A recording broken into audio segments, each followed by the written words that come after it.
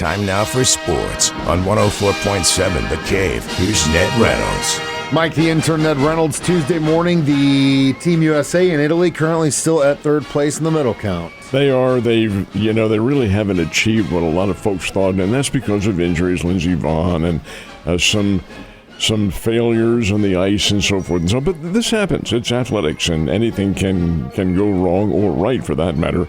USA has 19 medals overall, 6 of them gold, and they are in third place. The leader is Norway, and I think probably Norway is going to win the overall medal count. They have 28, 12 gold, and the Norwegian total team, skiing mostly, but some ice events. They aren't much in hockey. In fact, they aren't even in the pool in hockey, so they're out of it. But over and above all that, I think they're probably going to win the whole thing.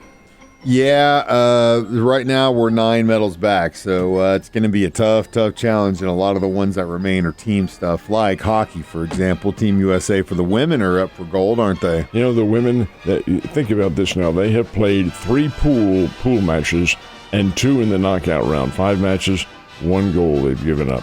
Just 1, and that was in the very first match that they had. Otherwise, they've shut out everybody, including Sweden yesterday, 5-0. This USA women's team is really, really good. They're mostly American college players. To my knowledge, I may be wrong on this, but I don't think there is a women's pro hockey league in the United States. There may be. I'm just not familiar with it if it is. But nonetheless, these ladies are very good, very skilled, and a veteran team that can do a lot. Now, will they play for the gold? Yes, they will. It'll be Thursday of this week, 48 hours from now, at noon Central Time. And, of course, the Olympics is being seen on NBC around the world, so KY3 will cover this one.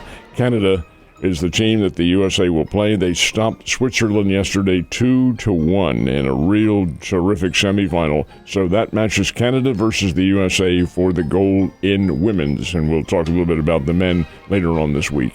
You would think it would be the WNHL, but you would be wrong. It's the Professional Women's Hockey League, and they've got how many teams do they have? 8. 24-game season. So it's not like the NHL where they've got 150 games, but when do they play? What months? That's something you're asking. Now you're really getting in. I didn't take that in college. The Women's Professional Hockey League. Yeah, Professional Women's Hockey League. Good for them. They play very well. Put that in your Ned's book of knowledge. So I kind of knew this was going to happen. First KU beat them, and then Texas Tech beat them, but now we've got different scenarios for the top college basketball teams, don't we? And all it is a talking point. It doesn't matter when it comes to in about 2 weeks when this thing gets rolling. It ain't going to mean anything. You win it on the court, folks.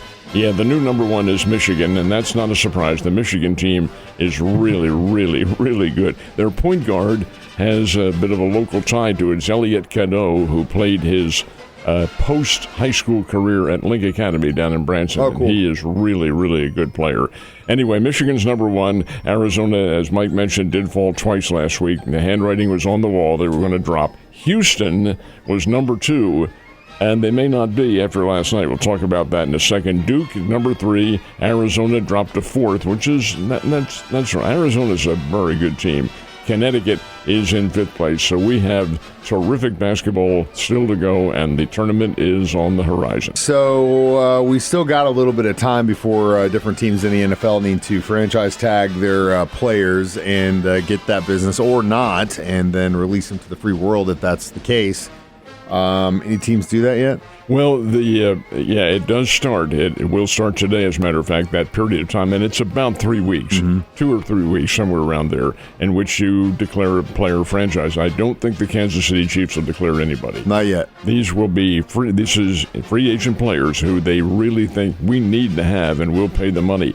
But that's the problem, is the money. Well, yesterday, the Miami Dolphins had to make some really tough decisions. How about Tyreek? Fire sale down in Miami, man. A lot of guys, but yeah, Tyreek. Hey, if we can get him for veteran standard, and he wants to come back and try to win with us, sounds great. But I wouldn't pay him more than that. Well, he's giving the Dolphins a $23 million escape on their salary cap. They're still over. They had to release Bradley Chubb yesterday too, who's a pretty doggone good player.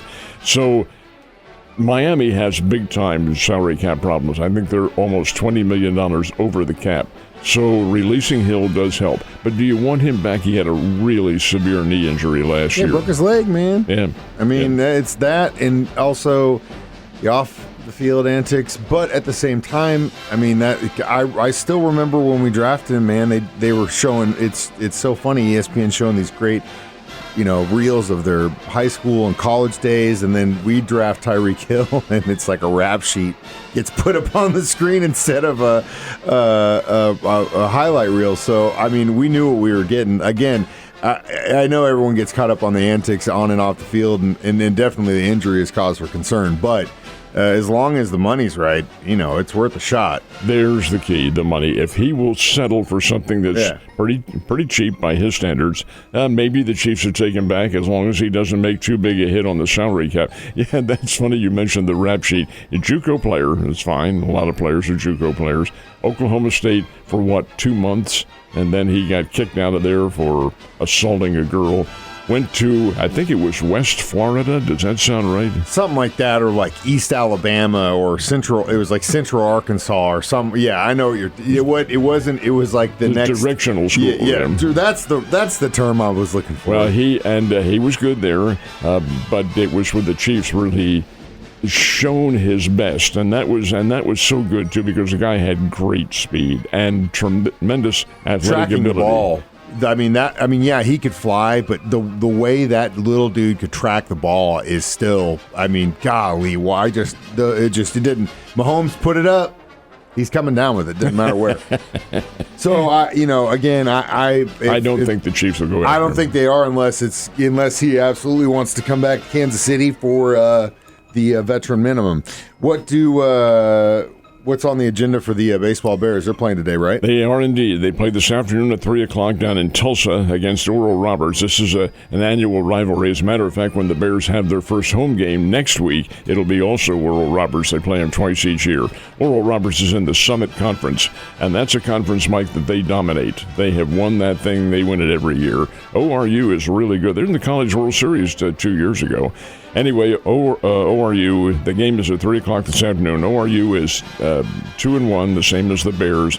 They beat Southern Illinois 2 out of 3 to open up the season last weekend. The Bears are also 2-1. The Bears had the 2 wins in 3 games with Louisiana. So we'll see what happens. They play at 3 o'clock, and it'll be a good matchup. Or are you not to be confused with the directional schools we were talking about earlier? Oh, no, not hardly. What happened in college basketball last night? There were very few nationally games, I should say, involving nationally ranked teams. Number 3, Duke played Syracuse down in Durham, North Carolina. Boy, no contest here. Duke 101, Syracuse 64. That's a conference game, Atlantic Coast Conference. Duke is number 3 in America. Number 2, Houston, playing in Ames, Iowa last night against the 6th-ranked Iowa State Cyclones.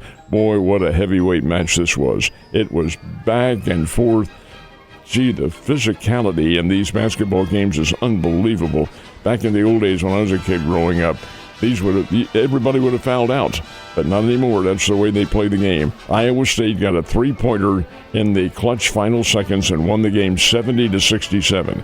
Houston, number 2 in America, Iowa State 6. That will probably jockey around.